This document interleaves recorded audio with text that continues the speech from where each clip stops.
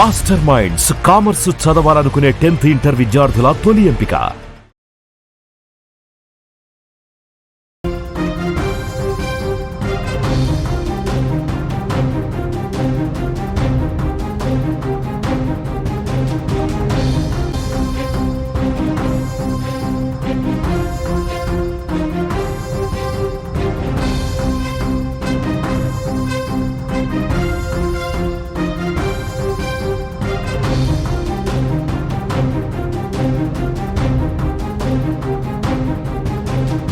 మల్లెపూలు పెట్టుకునే వాళ్ళంతా బజారు మనుషులు, మల్లెపూలు పెట్టుకునే వాళ్ళంతా బజారు మనుషులే అన్న పాస్టర్ షాలెం రాజు వ్యాఖ్యలపై దుమారం చెలరేగుతుంది.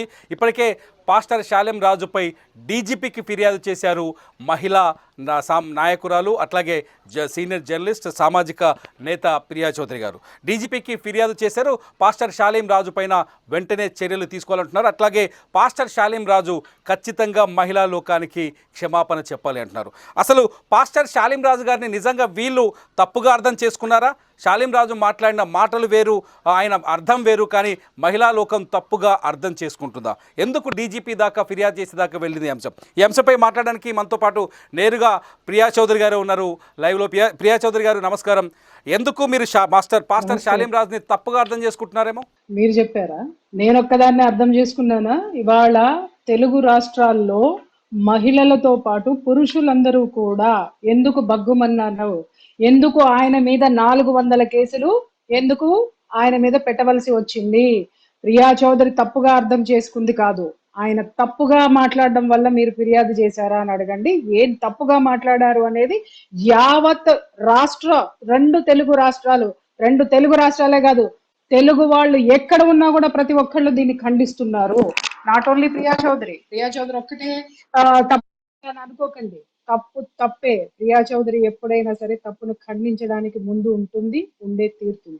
చెప్తున్నారు కొందరు యువతులు కావచ్చు, లేకపోతే అనుకోని పరిస్థితులు, కొందరు తప్పుడు మార్గంలో వెళ్ళిన వాళ్ళు అటువంటి దారుల్లో వెళ్లకుండా ఉండేందుకు మాత్రమే షాలెం రాజు ఈ మాటలు చెప్పారు.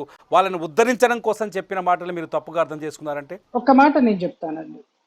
ఇప్పుడు ఆయన బజారు మనుషులు కాదు అనేటటువంటి వ్యాఖ్యతోటే వచ్చినటువంటి వ్యవహారం ఇది, అవునా కాదా? ఆయన ఆ మాట ఎందుకు మాట్లాడాలి? మీరేమన్నారు? సంస్కరణ వైపు నడిపించడానికి అన్నప్పుడు, అమ్మ ఇక్కడ అందరూ పువ్వులు ఏవైతే ఉన్నాయో, పువ్వులు, బొట్టు ఇవన్నీ త్యాగం చేసి, సర్వం త్యాగం చేసి ఆ యొక్క ప్రభువుకు అంకితమైన ఉన్నటువంటి మహిళలే ఉన్నారయ్యా. నువ్వు ఇక్కడ ఈ యొక్క ఇది ఏదైతే పెట్టుకొని ఉన్నావో నీకు వేరే చోట అనేటటువంటిది నువ్వు చూసుకో అని చెప్పడం వేరు, బజారు సంబంధులు కారు అని అంటే ఏంటి అర్థం? పోనీ మీరు చెప్పండి, యాజ్ ఎ జర్నలిస్ట్ మీరు చెప్పండి, మీనింగ్ చెప్పండి. ఎందుకంటే మనందరం జర్నలిజం ఫీల్డ్ లో ఉన్నాం.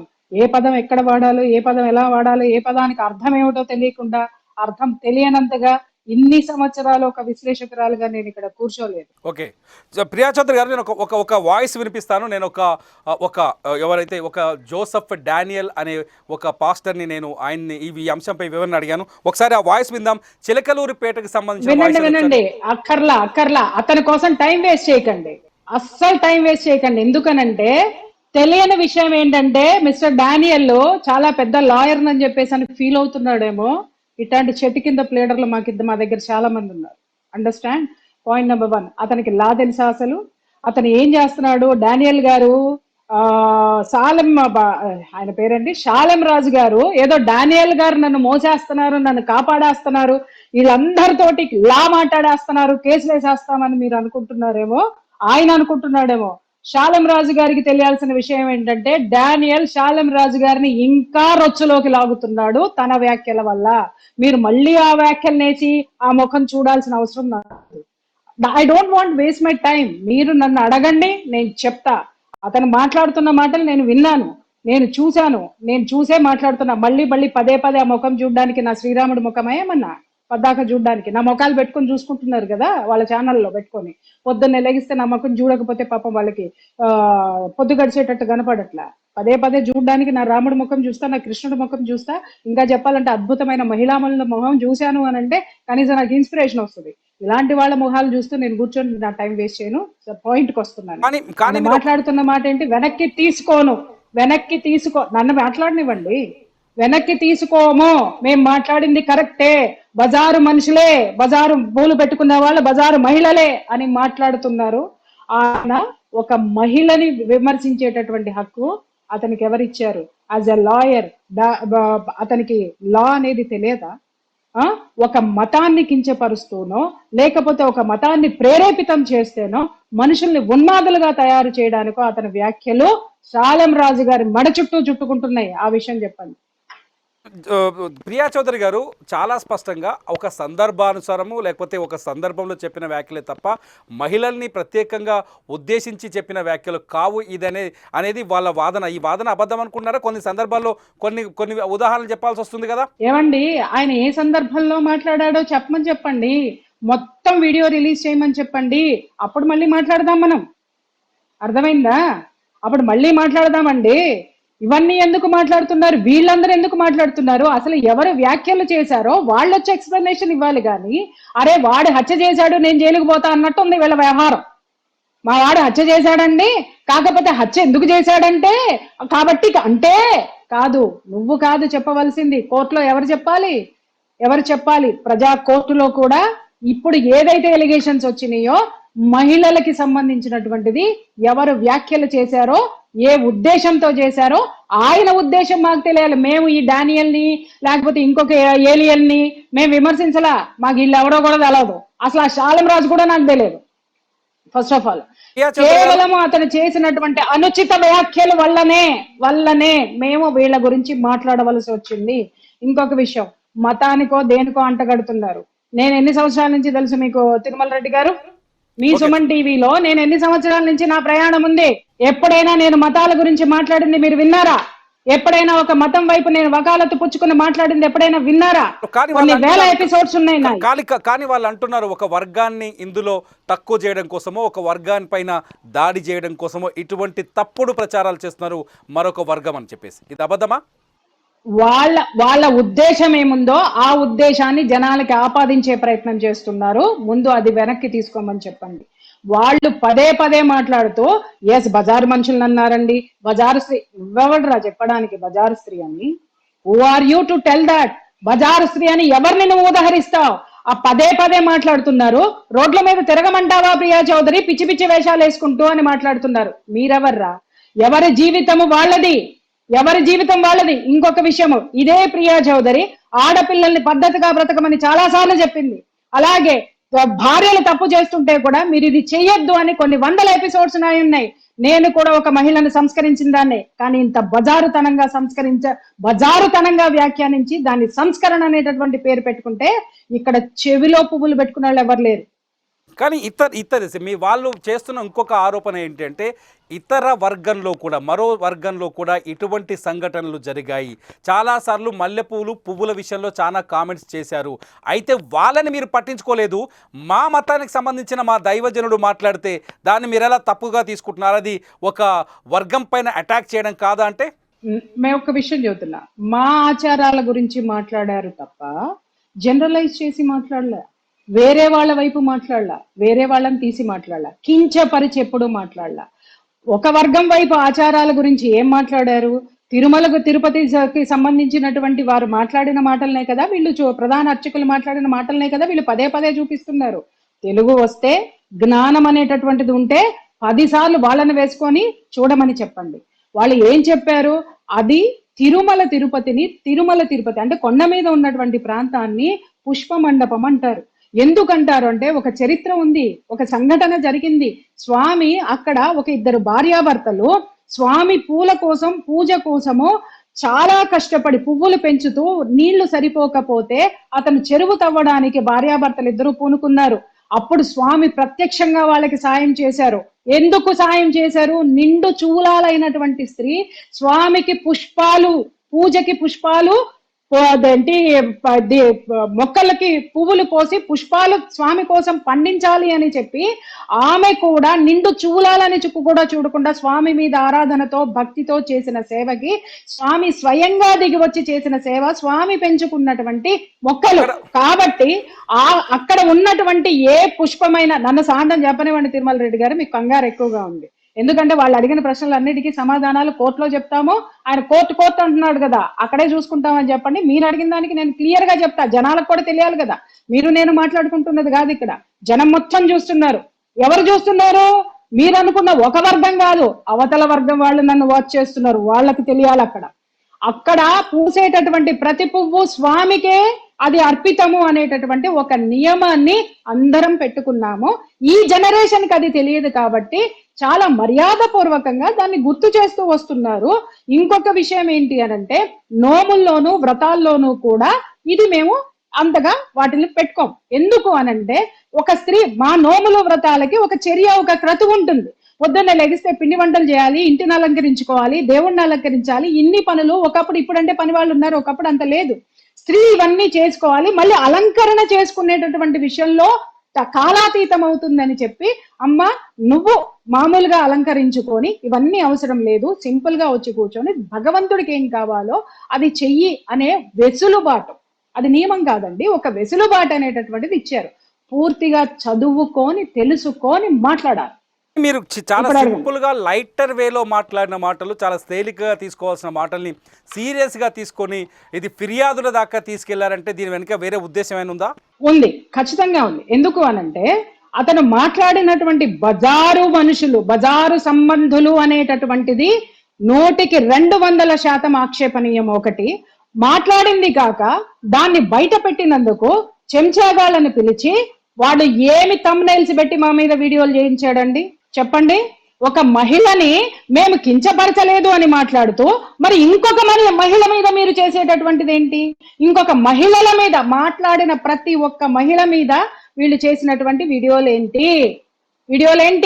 మేము వకాలత్ పుచ్చుకున్నది మహిళల్ని. మీరు కావాలంటే నా చర్చలు, ఈ టీవీలో ఉన్నటువంటి ప్రతి చర్చని తీసుకోండి. నేను ఒక వర్గం తరపున వకాలత్ పుచ్చుకోవాలి, అతను మహిళలందరినీ అన్నాడు అనే నేను మొదటి నుంచి మాట్లాడుతున్నాను. నేను నాట్ ఓన్లీ ఒక వర్గం, అంటే హిందూ స్త్రీలు మాత్రమే పెట్టుకుంటున్నారా? ముస్లిం మహిళలు పెట్టుకోరా? వాళ్ళ పెళ్లిళ్ళలో చూడండి ఎంత చక్కగా అలంకరించుకుంటారు. పూలకు వాళ్ళు ఇచ్చినటువంటి ప్రాధాన్యత హిందువులు ఎంత ఇస్తారో వాళ్ళు అంతే ఇస్తారు, అలాగే క్రైస్తవులు కూడా ఇస్తారు. ఇక్కడ అతను చెప్పవలసింది ఏంటంటే, నా చర్చిలో నా దగ్గర ఇలాంటివి నిషిద్ధమైనవి అని చెప్పుకోమని చెప్పండి. ఎవరికి ఆక్షేపణీయం కాదు. మీ యొక్క నియమాలు మీరు చెప్పుకోవడం వల్ల ఆక్షేపణీయం కాదు. జనరలైజ్ చేసి మాట్లాడితేనే అది అందరికీ వర్తిస్తుంది. Mind it. ప్రియా చౌదరి గారు, మీరు ఏం కోరుకుంటున్నారు? ఒకవేళ షాలేం రాజు దీనిపైన స్పందించాలని కోరుకుంటున్నారా, లేకపోతే ఆయనని శిక్షించాలని కోరుకుంటున్నారా, లేకపోతే ఆయన పైన చర్యలు ప్రభుత్వం తీసుకోవాలని కోరుకుంటున్నారా? సార్, ఒక్క విషయం నేను చెప్తా, మీరు ఎన్నన్నా చెప్పండి. ఈ రోజు సోకాళ్ళు అనేటటువంటి ఈ క్రిస్టియన్లు, ఈ పాస్టర్లు, వీళ్ళందరూ కూడా ఎవరండి? వీళ్ళ మూలాలు ఎక్కడవి? భారతీయులే. ఇప్పుడు ఒక వర్గం అని మాట్లాడుతున్నారు కదా, నేను వస్తున్నా భారతీయుడు. భారతదేశం యొక్క ఆచారం ఏదుందో, వ్యవహారాలు ఏమున్నాయో ఒకప్పుడు వీళ్ళందరూ కూడా అవి పాటించినటువంటి వాళ్లే. కాబట్టి వీళ్ళందరూ మా సహోదరులే. ఇప్పుడు ఆయన మాట్లాడినటువంటి మాట అందరికీ వర్తిస్తుంది. ఆయన వచ్చి మాటల్ని వెనక్కి తీసుకోవాలి. అవి ఏ సందర్భంలో మాట్లాడాడనేటటువంటి విశ్లేషణ కంటే కూడా వాటిల్ని ఆయన ఎందుకు మాట్లాడి ఇంతమంది మనోభావాలు దెబ్బతీసినందుకు ఖచ్చితంగా మహిళలకి ఆయన క్షమాపణ చెప్పాలి. అంతేగాని కేసులు పెట్టాలి, పనిష్మెంట్లు తీసుకోవాలి అనేటటువంటి నిర్ణయాలు ఎందుకు తీసుకున్నాం సార్? మేము పెట్టాలి అనుకుంటే ఈయన వీడియో బయటికి రాగానే ఇలాంటి యదవ చర్చలు పెట్టకుండా డైరెక్ట్ గా వెళ్ళి పెట్టేటటువంటి కెపాసిటీ నాకుంది. మీకు తెలియని విషయం కాదు. వీళ్ళేదో చెప్పి మేము నోటీసులు పంపిస్తాం, మేము అది చేస్తాం, మేము ఇది చేస్తాం. చూడండి, ఇప్పుడు మాట్లాడుతున్నారే మేము లాయర్లం అని చెప్పి మాట్లాడేటటువంటి గొంతుకులు ఉన్నాయి చూసావా? నా దగ్గరికి రండి, నేను చూపిస్తా. రామ్ జెఠ్మలానీలు ఎంతమంది ఉన్నారు. అండర్స్టాండ్? ఉడత ఊపులకి ఇక్కడ భయపడేటటువంటి వాళ్ళు లేదు. I'm an uneducated crime investigative journalist. మహుల్ని క్రిమినల్స్ ని క్రిమినల్ యాటిట్యూడ్స్ తో ఢీ కొట్టొచ్చింది దాన్ని నేను. అండర్స్టాండ్? ముందు వీళ్ళని చదువుకోమని చెప్పండి. మీరు మానవత్వంతో వస్తే ఖచ్చితంగా మానవత్వంతో మన్నించడం అనేటటువంటిది ఉంటుంది. లేదు మీరు లా అన్నారనుకోండి, ఆ లా ప్రస్ఫుటంగా మాకు తెలుసు, ఖచ్చితంగా మాకు తెలుసు, పిన్ టు పెన్ ఏం చేయాలో మాకు తెలుసు. అండర్స్టాండ్? ఈ అంశంలో ఎంత దూరం వెళ్తారు మీరు? ఎంత దూరం వరకు వెళ్ళాలని నిర్ణయించుకున్నారు? సార్ ఎంత దూరం వెళ్తారు కొలిసి చెప్పండి, కిలోమీటర్లు చెప్పండి, అడక్కండి. ఇది ఎంత దూరం వెళ్ళినా, ఎంత దూరం తీసుకెళ్తాడో శాలెం రాజు చేతుల్లో ఉంది, గుర్తుపెట్టుకోండి, మా చేతుల్లో లేదు. శాలెం రాజు అక్కడ ఉన్న పెంపుడు గాళ్ళు ఉన్నారు చూసారా, వాళ్ళను ఉసుగొలుపుతూ మహిళల మీద ఏదైతే వ్యాఖ్యలు చేస్తున్నాడో, ఏ థంబ్నెయిల్స్ అయితే పెడుతున్నాడో, ఆ పెద్ద మనిషి వచ్చాడు కదా కూర్చొని మేము వెనక్కి తీసుకోమని, లాయర్ ని హైకోర్టులో బిజీగా ఉన్నానని మాట్లాడుతున్నాడా? హైకోర్టులో బిజీగా ఉన్నాడు, గంటకు ఒక వీడియో పెట్టడండి. వాళ్ళ లాయర్లను చూడండి, నేను ఫోన్ చేస్తాను, అమ్మ రేపు మాట్లాడతా, ఎల్లుండి మాట్లాడతా, అర్జెంట్ మెసేజ్ ఏమైనా ఉంటే మెసేజ్ పెట్టి బంగారు తల్లి అని చెప్పేసి అని మాట్లాడతారు. వాళ్ళు గంటకి చొప్పున లక్షల చొప్పున వసూలు చేసేటటువంటి లాయర్లు, అంత డిమాండ్ ఉన్నటువంటి లాయర్స్ ఉన్నారు. ఇలాగా కూర్చొని గంటకొక వీడియో పెట్టుకుంటూ, చిల్లర thumbnails పెట్టుకుంటూ, చిల్లర వ్యాఖ్యలు, నన్ను మాట్లాడనివ్వండి, చిల్లర వ్యాఖ్యలు చేసుకుంటూ కూర్చునేవాడిని లాయర్ అనరండి. అండర్స్టాండ్?